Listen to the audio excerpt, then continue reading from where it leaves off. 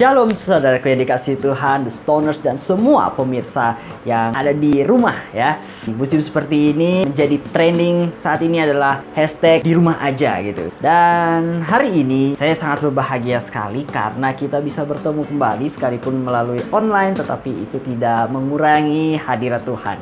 Pembahasan kita hari ini adalah kerajaan Allah dan kebenaran yang sesungguhnya. Nah, sebagai orang Kristen ya, sebagai umat Tuhan, kita anak-anak muda pasti tahu kebenaran firman Tuhan dalam Matius 6 ayat 33 yang mengatakan bahwa tetapi carilah dahulu kerajaan Allah dan kebenarannya, maka semuanya itu akan ditambahkan kepadamu. Nah, itu pasti di kalangan kita itu udah terkenal banget, bahkan mungkin ada yang beberapa dari kita ayat itu tuh sudah seperti ayat hafalan gitu, berada di luar kepala. Jadi udah hafal banget gitu. Dimana kita sebagai anak Tuhan yang kita cari itu adalah kerajaan Allah dan kebenarannya. Bukan harta, bukan ketenaran, bukan kehormatan ya, bukan jabatan, bukan kedudukan. Pokoknya semua hal-hal yang duniawi gitu.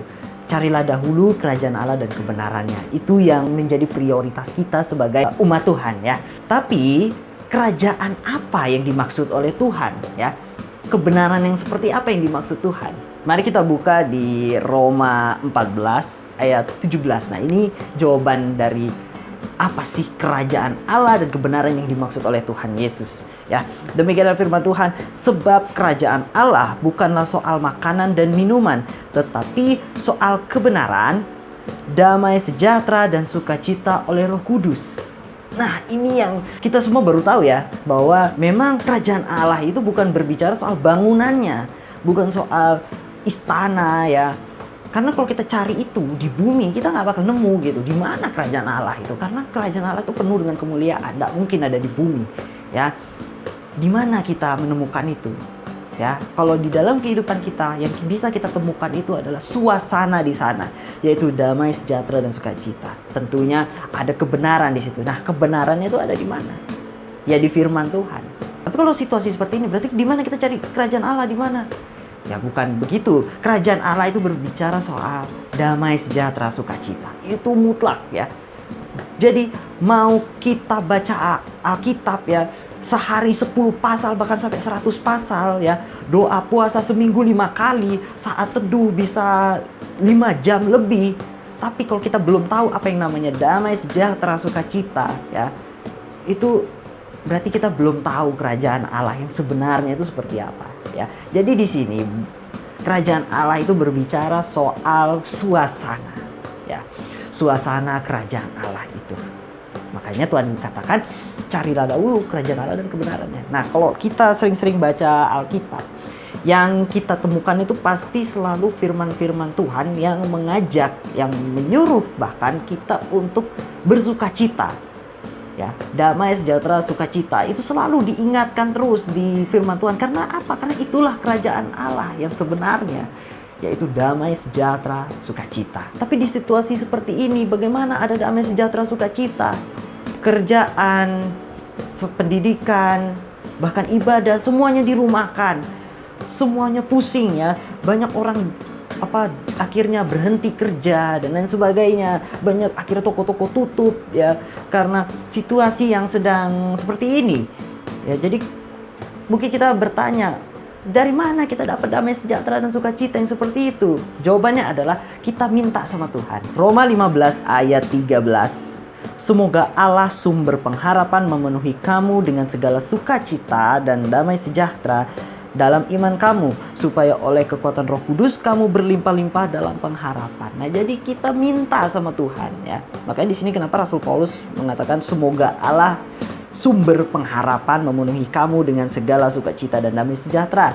Jadi kita minta sama Tuhan. Kalau serasa hati ini sudah mulai resah, kita mulai rasa aduh kok begini jadinya, minta sama Tuhan, datang berdoa, Tuhan berilah hati yang penuh dengan damai sejahtera sukacita yang datang daripadamu ya. Jangan biarkan damai sejahtera hamba dicuri oleh iblis gitu ya. Karena banyak orang mencari-cari damai sejahtera sukacita itu ke diskotik lah ya, ke klub-klub malam lah, ke tempat hiburan dan lain sebagainya. Mereka cuma mau cari damai sejahtera sukacita, tapi semua itu sementara. Bahkan kita pun yang sehabis kerja atau sehabis belajar, terus kita mau hangout bareng temen ya, kita dapat kebahagiaan itu bersama teman-teman. Nanti pulang, kebahagiaan itu pasti akan hilang lagi. Maksudnya kembali lagi ya, kembali ke laptop gitu, kembali lagi ke permasalahan yang ada, stres lagi kita. Nah, tapi bedanya kalau kita minta sama Tuhan, damai sejahtera sukacita itu Tuhan kasih, dan itu sifatnya permanen, sifatnya kekal selama kita dekat sama Tuhan. Ya, jadi kalau kita bingung di mana kita bisa dapat damai sejahtera sukacita, ya minta sama Tuhan, ya karena Tuhan yang menyediakan, Tuhan yang memberikan untuk kita semua.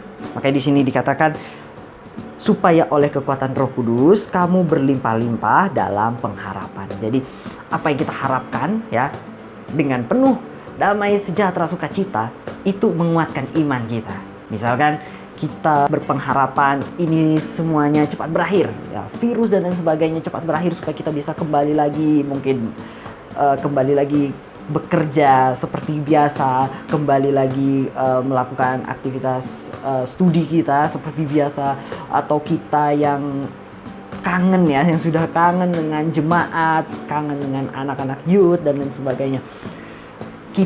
Kita diberikan kekuatan. Kita diberikan kekuatan dalam iman kita oleh Roh Kudus. Dari mana? Dari sukacita itu, dari damai sejahtera sukacita itu memberikan kita kekuatan. Nah, jadi di sini kita sudah bisa mengambil kesimpulannya. Kesimpulannya adalah carilah dahulu kerajaan Allah dan kebenarannya, yaitu damai, sejahtera, dan sukacita yang datang daripada Roh Kudus. Terima kasih, Tuhan Yesus memberkati kita semua. Shalom, sampai jumpa minggu depan.